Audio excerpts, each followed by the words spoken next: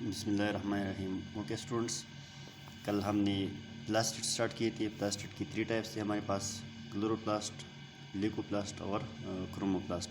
Chromoplast और leucoplast को हमने डिस्कस की थी और जो क्लोरोप्लास्ट था इसको मैंने छोड़ दिया था। अच्छा, तो आज हम पढ़ेंगे अबाउट द क्लोरोप्लास्ट। क्लोरोप्लास्ट क्या है? ये हमारे पास द मोस्ट इम्पॉर्टेंट प्लास्टिड है क्योंकि ये ग्रीन पार्ट्स में मौजूद होता है, स्पेशली लीव्स में।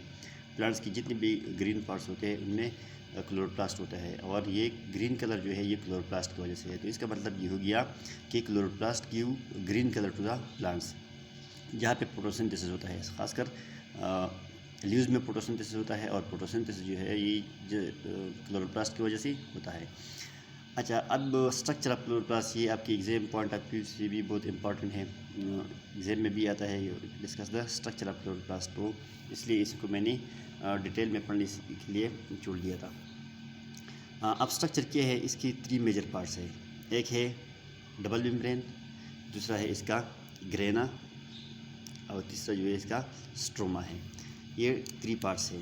First one is double membrane, second है हमारे पास ग्रेनम, ग्रेनम सिंगुलर है और ग्रेनम जो है इसका फ्लूरल है, और थर्ड वन जो है इसका स्ट्रोमा है। These are the 3 major parts of chloroplast. अच्छा, अब फर्स्ट वन क्या है हमारे पास? डबल मेम्ब्रेन है।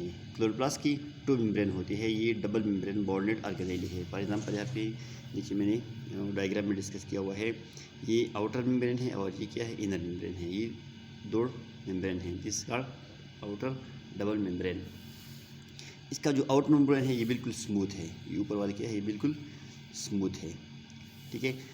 Inner membrane give rise to the sac like structure called thylakoid. और जो इनर मेम्ब्रेन है ये अंदर की तरफ इस तरह मुड़ गया है और ये इसने सेक लाइक स्ट्रक्चर बनाई हुई है। अब इस सेक लाइक स्ट्रक्चर की जो मेम्ब्रेन है, इस मेम्ब्रेन का नाम क्या है? इसका है थाइलाकाइड मेम्ब्रेन। यहाँ पे मैंने लिखा हुआ है, ये है थाइलाकाइड मेम्ब्रेन। इनर मेम्ब्रेन से एक्सटेंशन अंदर की तरफ चली गई है और ये जो इनर मेम्ब्रेन है इसकी जो अंदर की तरफ जो क्या है हमारे पास सेक लाइक स्ट्रक्चर है, these membrane are called thylakoid membrane. ये थाइलाकाइड मेम्ब्रेन है हमारे पास। तो आउटर मेम्ब्रेन क्या है? ये स्मूथ है और इनर मेम्ब्रेन से अंदर की तरफ इस तरह सेक बनी हुई है और फिर इस सेक का मेम्ब्रेन है क्या है हमारे पास? थाइलाकाइड मेम्ब्रेन है। अब ये बहुत सारे थाइलाकाइड कंबाइन होते हैं तो इससे एक कंप्लीट स्ट्रक्चर बन जाता है। ये एक थाइलाकाइड मेम्ब्रेन है, ये दूसरा है, ये हमारे पास तीसरा है, ये हमारे पास चौथा है, ठीक है। तो ये बहुत सारे थाइलाकाइड कंबाइन होते हैं, इससे एक कंप्लीट स्ट्रक्चर बन जाता है। This structure is called granum. So this is the second part of the chloroplast, ठीक है। एक आउटर मेम्ब्रेन हो गया, डबल मेम्ब्रेन, फिर इनर मेम्ब्रेन से जो और मेम्ब्रेन अंदर की तरफ चले जाते हैं, these membrane are called thylakoid. और जब बहुत सारे थाइलाकाइड कंबाइन होते हैं तो इससे कंप्लीट ग्रेनम बन जाता है। दिस इज अ ग्रेनम, ये सिंगुलर है। और जब ये ग्रेनम है, ये ग्रेनम है, ये ग्रेनम है और फिर इन सारों को हम ग्रेना कहते हैं। ग्रेना जो है ये प्लूरल है इसका, ठीक है। तो सेकंड पार्ट इसका क्या हो गया? ग्रेनम हो गया। अब ग्रेनम में क्या होता है? फोटोसिंथेसिस हम इंशाल्लाह चैप्टर नंबर 7 में डिटेल में पढ़ेंगे। लेकिन फोटोसिंथेसिस की 2 मेजर स्टेप्स होते हैं। एक होता है लाइट रिएक्शन, दूसरा है डार्क रिएक्शन। 2 रिएक्शंस जो मेजर रिएक्शन है वो क्या है? 2 है। लाइट रिएक्शन जो है ये ग्रेनम में होता है। यहाँ पे लाइट रिएक्शन ऑफ फोटोसिंथेसिस होता है। ये बाद में हम डिस्कस करेंगे कि लाइट रिएक्शन में क्या होता है और डार्क रिएक्शन में क्या होता है, ठीक है। अब ये ग्रेनम है और ये ग्रेनम है, ये ग्रेनम, ये ग्रेनम। अब ये सारी ग्रेनम जो है ये एक दूसरे के साथ कनेक्ट होती है। ये दागी, एक दागा जो आपको नज़र आ रहा है, इसकी वजह से ये ग्रेनम एक दूसरे के साथ कनेक्ट होते हैं। दीज आर कॉल्ड इंटरग्रेनम, इंटरग्रेना, ठीक है। ये इंटरग्रेना की वजह से एक दूसरे के साथ कनेक्ट होते हैं। So first one is double membrane, second one is granum. अब इसी ग्रेनम की इर्द गिर्द जो है, ग्रेना की बीच में एक फ्लूइड होता है। This fluid is called stroma. ये क्या हो गया? थर्ड पार्ट जो है हमारे पास स्ट्रोमा हो गया। आउटर मेम्ब्रेन, इनर मेम्ब्रेन, फिर इनर मेम्ब्रेन से ग्रेनम बन गया और ग्रेना की बीच में जो स्पेस है this is called stroma. Stroma में क्या होता है? ये एक जेल लाइक सब्सटेंस होता है या सीमी फ्लूइड होता है। यहाँ पे मुख्तलिफ़ किस्म की इंजाइम होती है and these enzyme are necessary for the dark reaction of photosynthesis. जिस तरह मैंने कह दिया कि फोटोसिंथेसिस की 2 रिएक्शन होती है, 2 मेजर रिएक्शन होते हैं या 2 मेजर रिएक्शन में फोटोसिंथेसिस कंप्लीट होता है। एक है लाइट रिएक्शन, दूसरा है डार्क रिएक्शन।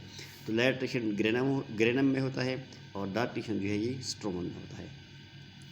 अब ग्रेना के अंदर छोटी छोटी मालिक्यूल है जिनका नाम है क्लोरोफिल। अब ये सारा क्लोरोप्लास्ट है और इस ग्रेनम के अंदर क्या होता है, हमारे पास क्लोरोफिल होते हैं।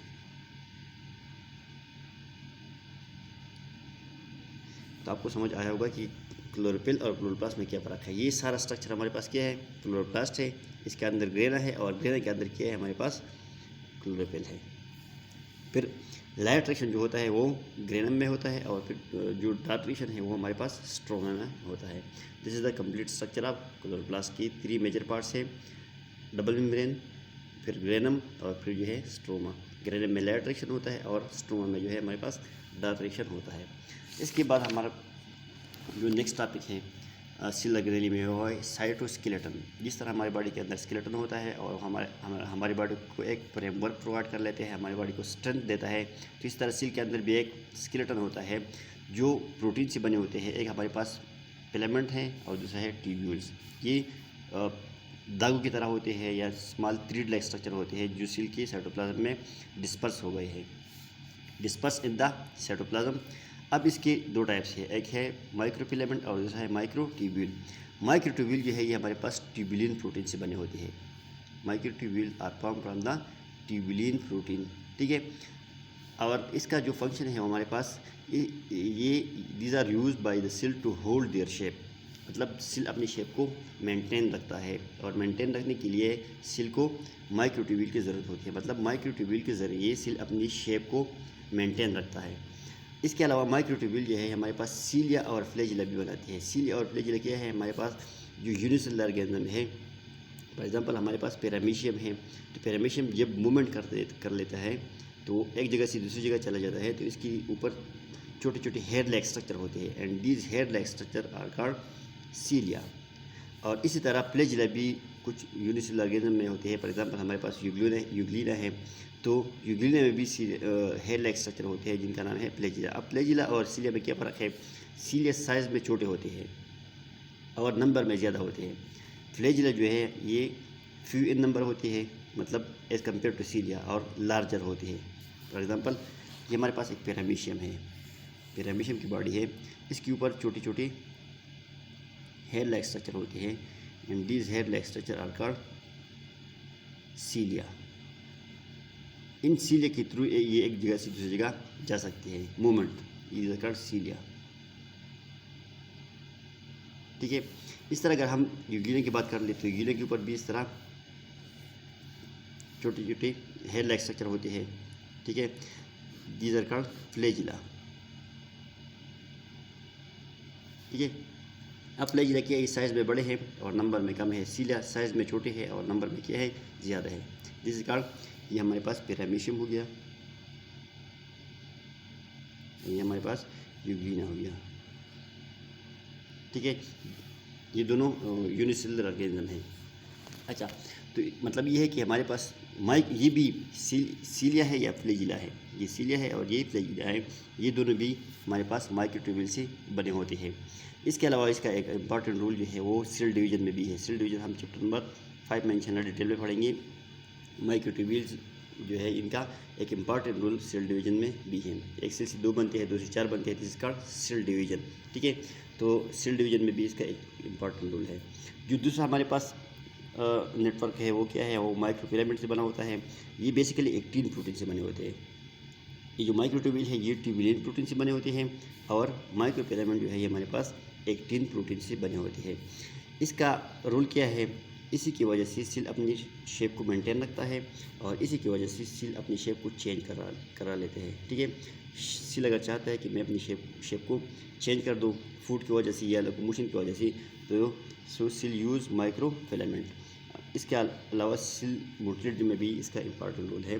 सेल मोटिलिटी के लिए ये भी यूज होता है। मोटिलिटी का मतलब क्या है, सेल मूवमेंट। तो ये दोनों फंक्शन जो है ये हमारे पास माइक्रोफिलामेंट की हो गई। Cell division, flagella, cilia formation, cell shape का जो मेंटेनेंस है वो हमारे पास माइक्रोट्यूब्यूल की है, ठीक है। तो ये माइक्रोट्यूब्यूल और माइक्रोफिलामेंट ये दोनों से साइटोस्केलेटन बनाता है। Thank you.